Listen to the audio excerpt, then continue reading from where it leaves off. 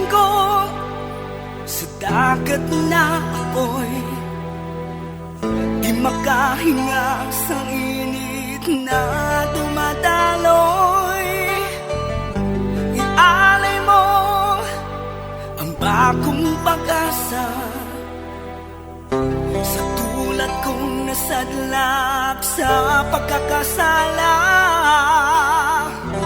Provincial Jail, kasaysayan sa mga tinugang ang inakabuhi, naging bahin sang Provincial Jail.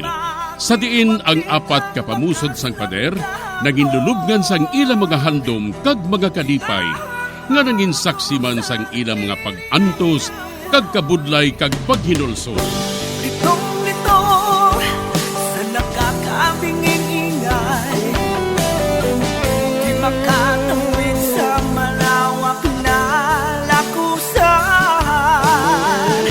Ialay mo ang bagong pag-asa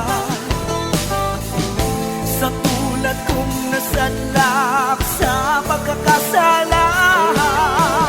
Provincial Jail, makig-upod kita sa ila pagpanarambiton, kag makigbahin kita sa ila kalipay, kag pag-antos, nga ilaman na agong sa Provincial Jail.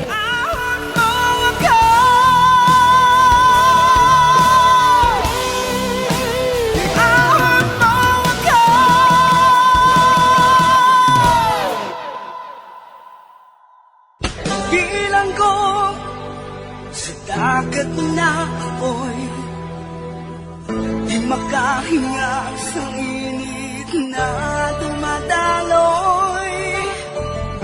Ialay mo ang bagong pag-asa sa tulad kong nasadlak sa pagkakasala. Sa liwat maing adlaw sa inyo tanan mga palangga na mga tagparamati, sa karon nga adlaw padayuno naton ang sulat, nga ginatagan naton sang kabuhi, diri sa aton palatuntunan, Provincial Jail. Ahon mo ako sa nagliliyap na apoy, na aking matikman ang tamis ng sandali. Bahin siyang nagligad, liwat naman nga ginhatagan si Mrs. Borman sang bulong, agod imno niya ini. Apang sang makatalikod ang naghatag sini, iya ini ginluad sa sulod sang banyo. Apang dako ang iya kakulba, nga sang abrihan niya ang pertahan, hindi na niya ini mabri, tungod na lak na inisagwa. Perte ang palangurog ni Mrs. Borman. Sang hinali lang, may nagsulod sa kwarto. Si Mr. Jeff Gali, gamit ang iya dala nga Master K. Diri sini nga bahin, padayunon ko ang kasugpon sa ngakon pagsaysay diri sa Provincial Jail. Nagkari lang ako. Agod nga bisitahon siya, nurse. Pwede ko ba siya nga makambal? Si Annie o kung si Mrs. Borman, ginabantayan siya sa Mayo. Pwede ko ba siya nga madala sa idalong? Tiya ko siya eh. Malakat-lakat lang kami. Hindi pwede. Wala ina ginatugtan diri.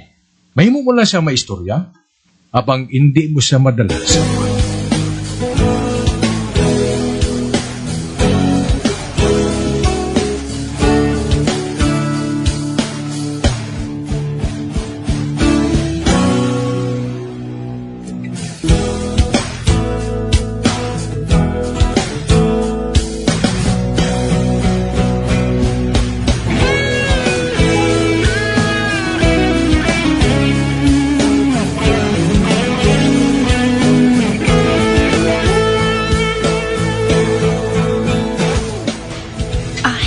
Mrs., ari lang ako sa palibot ha. Kung ano kitman, hindi ka magkahadlok. Padayo na lang pagpakuno-kuno mo. Pero sa wala ka sang animo. Oo, Elsie.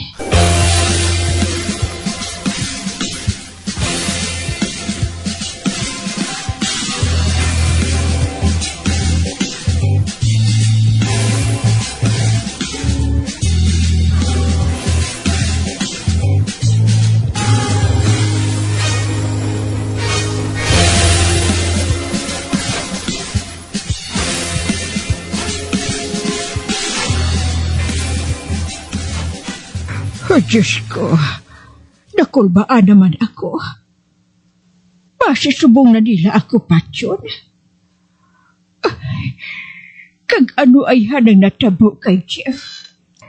Pila ka adlaw na wala ko siya makita. Hulaton ko na lang. Base isa sa adlaw nga ini, maabot si Jeff.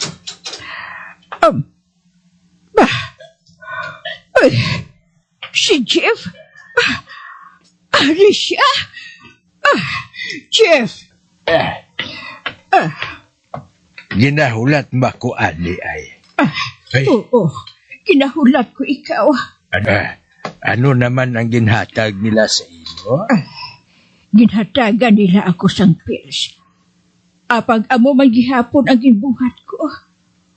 Wala ko ato pag-imna. Ati maayo. O ti ano, nakuha mo bala ang ginpirmahan nga papilis? Oo, ari na sa akong bulsa. Ay, salamat. Salamat ni Jeff. Uy, naano ka, ani? Gaubo ka, ha? Oo, Jeff. May emphysema ako. Bangon ko no ini sa akong nga pagpanigarilyo. Ay, nagapanigarilyo kagali sa una? Oo, Jeff. Kag kung gabi, ginabaro ko'y ako siyang ubo. Kag nagsiling ang nurse, nga hatagan ako siyang injeksyon. Agod nga makapahuway ako sa akong ubo. Nagsiling sina ang nurse? Oo. Man, amo inang panugyan siyang doktor. Ang resident doctor dire. Nakabati naman ako sa mga tao nga ginhatagan sang acupuncture sa ila emphysema. Napangula ko yung makabati nga ginhatagan sila sang injeksyon. Eksperto sila dire. Gani sila ang nakahibalo sila. Ano oras kuno nga hatagan kanila sang injeksyon?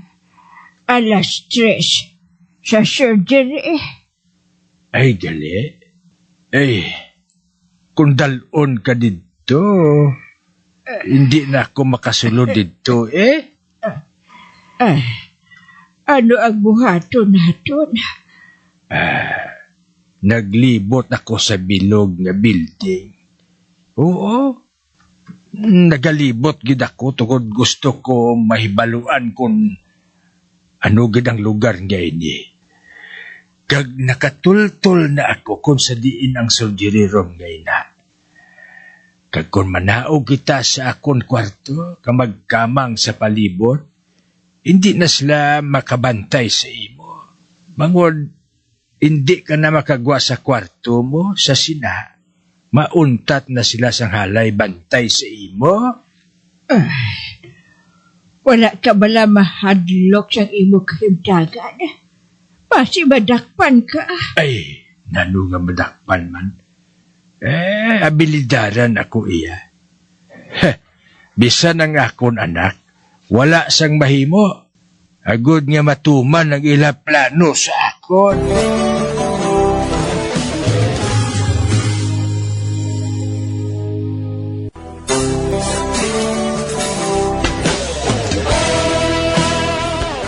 Liwat nga nagbalik si Mr. Jeff sa kwarto ni Mrs. Borman. Dala ang papilis nga ilagin permahan. Sang mag-ubo si Mrs. Borman, naghambal siya nga may emphysema siya. Kaghatagan sang injeksyon. Dako naman ang katingala ni Mr. Jeff tungod ang iban nga may emphysema, ginatagan lang sang bulong kag hindi injeksyon. Sa pagpadayon ko pagid, Karang, hinay lang. Nabudlayan ako sa pagkamang. Sigulang na kita. Para nga magkamang siyang amusin eh. Dali lang. Ay, Kilala mo ba lang ara sa sulod sa surgery room? oo. si Mrs. Adorna ina. Isa man siya sa nagpirma nga ihatag ang iyabalay sa nursing home. Uy, ala ng doktor kag nurse. Ay, Hala, ginuyata na sang doktor ang but ko ni Mrs. Adorna. Gin-injeksyonan na niya ini. Uy, ara. Nagpiyong mga mata ni Mrs. Adorna. Kagaraw, nagtulukay ang doktor kag ang nurse. Nagtango na ang doktor. Ay, Ati tapos na. Patay na si Mrs. Adorna. ano? Oh, Diyos ko. Maulat kita hasta tapos panyaga. Kung patay na siya, ati magtawag ka sa imo abyan niya pulis, ha? Hambalon mo sila nga magdala sang pathologist. Agud nga magkuha sang autopsy kay Mrs. Adorna. Kung magkadto diri ang pulis, mas ipatyo nila kita. So wala pa kita ma-interview. Kung magamo sina, kinanglan nga makahalin na kita dire. Agud nga ma-interview kita sa mga pulis.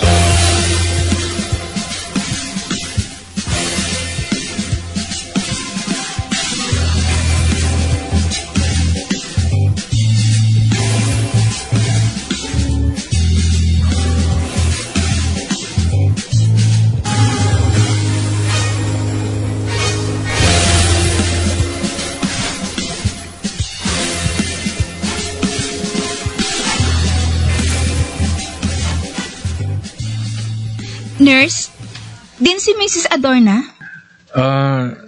Sorry gid, ma'am. Pero wala gid siya matabangi. Patay na siya.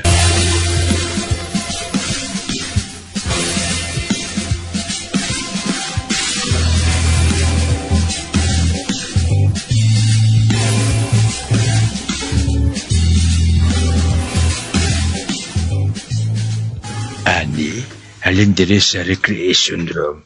Makadto ako sa kwarto mo, ha? Bagi ako sa bintana. Maghulat ka sa akon, ha? Oo, Jeff. Kinanglan nga pag-abot ko. Naghanda ka na para makahalin dayon kita. Oo, nakaimpake na ako. Kaghanda na ako sa paghalin. Dasigo na to ng paghulat. Kay basi kung maulihi pa kita.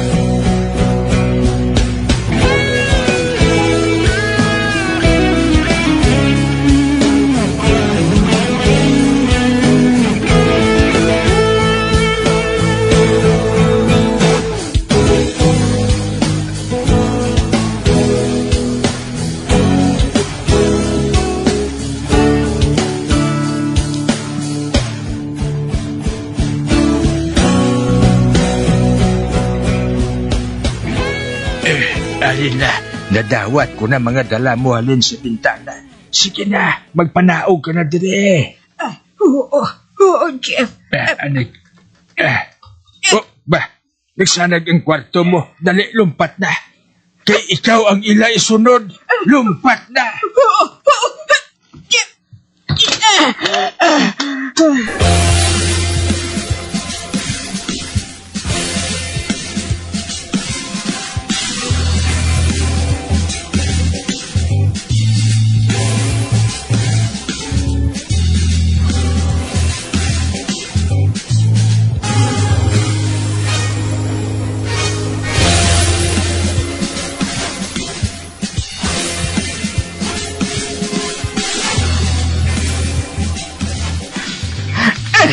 Jeff, ara na sila.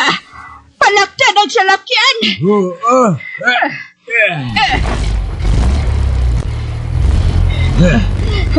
Na, nagadalaga na kita. O si ano? Nakuha mo ba ng papilis kag ginpirmahan? Oo, magpanguyat ka sa maayo, ha? Nalimtan ko nga electronically controlled gali ang gate.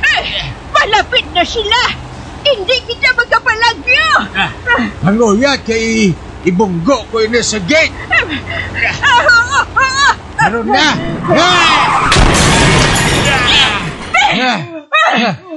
Man, wasak mangali ang gate. Pero wasak man ang ulo sang salakyan, taba? Iskisin o gali salakyan ang gingkawat ko nga. Kay Dr. Nash! Ay, gali. Uy, ba? Sinina sang pulis? Ay, salamat! Nag-abot ang pulis, gigintawag ni Elsie.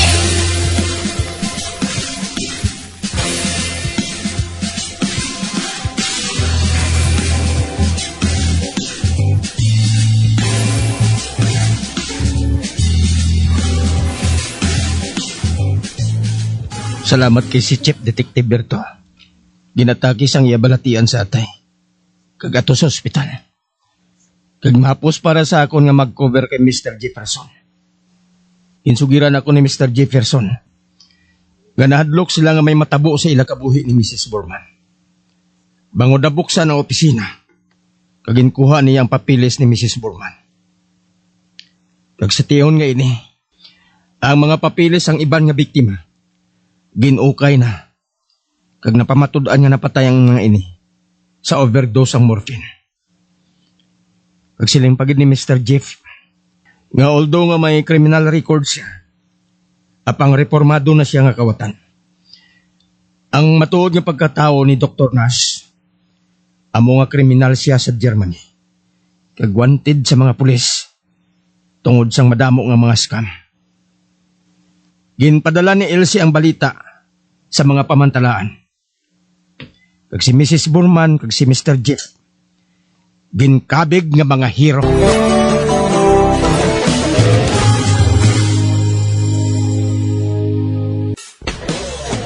Bilang ko sa dagat na apoy, di makahinga sa init na dumadaloy.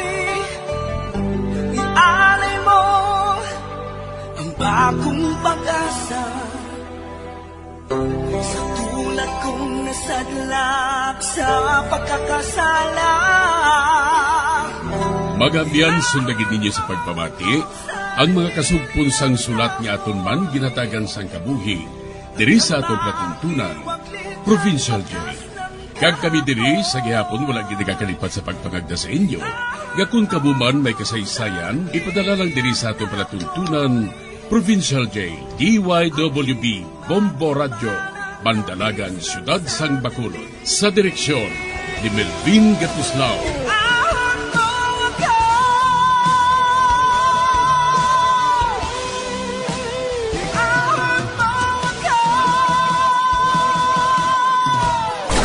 Bombo Radio Philippines.